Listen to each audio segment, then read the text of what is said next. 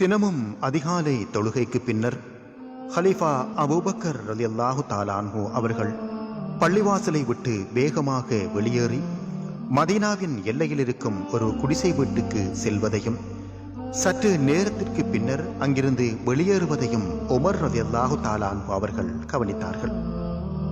ஹலீஃபா அபூபக்கர் ரலியல்லாஹு தஆலா அன்ஹு அவர்கள் என்னென்ன நல்ல காரியங்கள் செய்கிறார் என்பது பெரும்பாலும் உமர் ரலியல்லாஹு தஆலா அன்ஹு அவர்களுக்கு தெரியும்.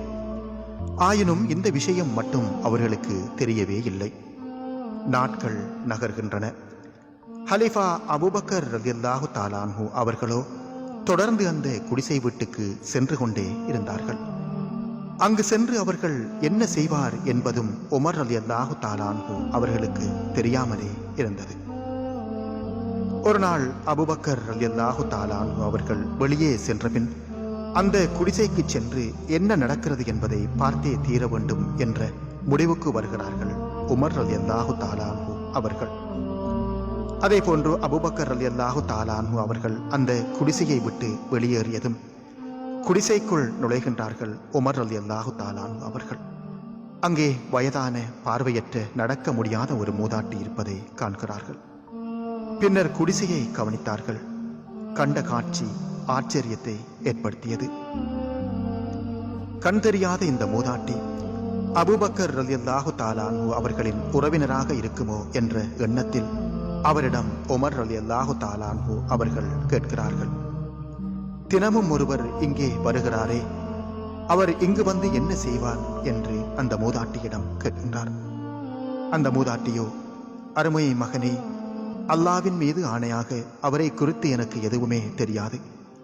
தினமும் காலையிலே இங்கு வருவார், வீட்டை துடைத்து சுத்தம் செய்வார், ஆட்டிலிருந்து பால் கறப்பார், எனக்கு உணவு சமைத்து தருவார், பின்னர் எதுவும் பேசாமல் திரும்பி விடுவார் என்று கூறியவுடன் அது கேட்ட உமர் ரலியல்லாஹு தஆலா அன்ஹு அவர்கள் குலுங்கி குலுங்கி அழுதவராக வீட்டை விட்டு உடனே வெளியேறிவிட்டார்கள்.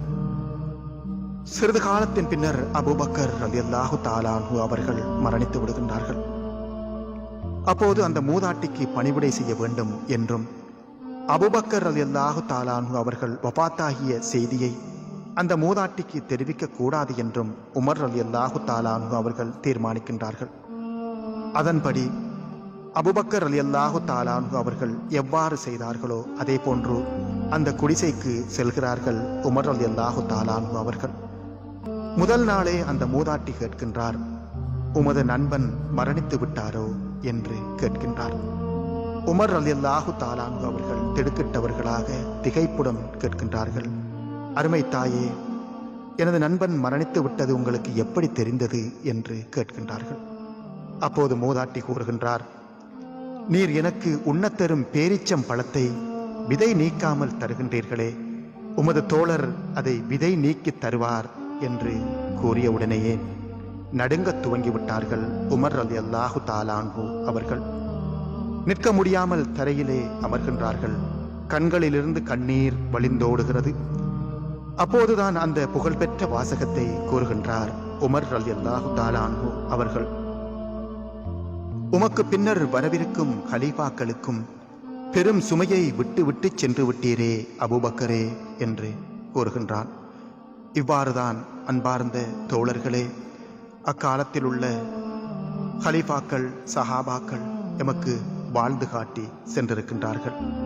இப்போது நாம் அபூபக்கர் ரலியல்லாஹு தஆலா அன்ஹு அவர்களுக்காக அழுவதா, உமர் ரலியல்லாஹு தஆலா அன்ஹு அவர்களுக்காக அழுவதா, அல்லது கொஞ்சம் கொஞ்சமாக நம்மை விட்டு அகன்று கொண்டிருக்கும் நல்ல பண்பாடுகளுக்காக அழுவதா தெரியவில்லை. மரணிக்கும் முன் நல்ல சுவடுகளை விட்டுச் செல்வோம். ஏனெனில் நாம் விட்டுச் செல்லும் சுவடுகள் அனைத்தும் பதிவு செய்யப்படுகின்றன. அல்லாஹு தஆலா அல் குர்ஆனிலே கூறுகின்றான், அவர்கள் விட்டுச் சென்ற சுவடுகளையும் நாம் பதிவு செய்து கொண்டிருக்கின்றோம் என்று கூறுகின்றான்.